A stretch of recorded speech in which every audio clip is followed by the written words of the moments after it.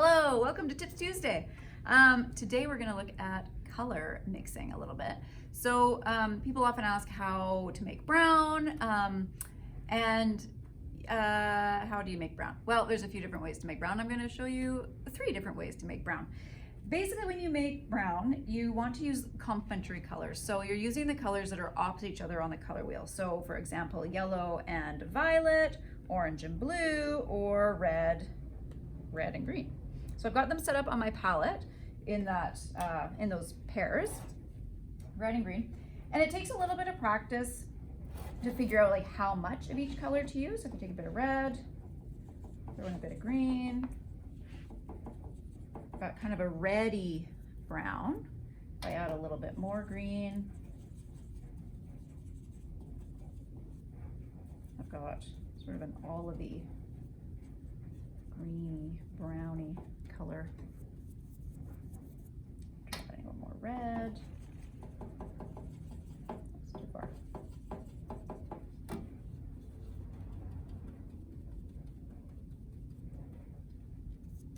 Look at that. There's 3 variations of red and green being mixed to get sort of more neutral colors.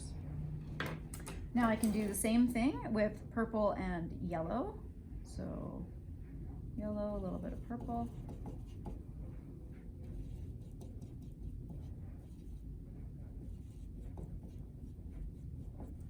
Got kind of a mustardy kind of yellow. If I add a little bit more purple.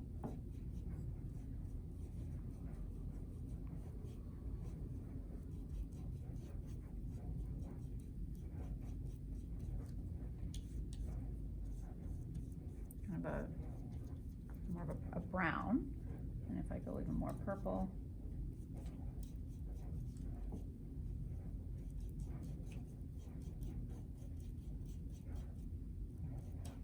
I don't know why I always use so little paint, but anyways.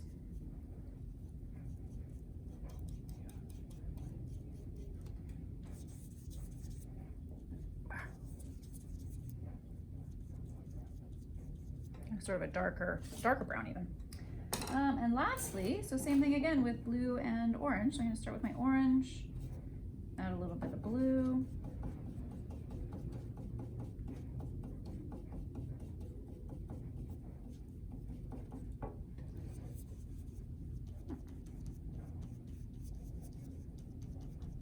Another version of brown.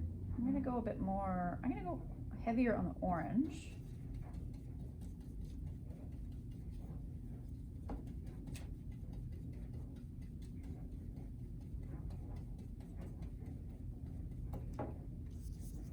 Almost like a rusty kind of color there. And then if I go a bit heavier with the blue,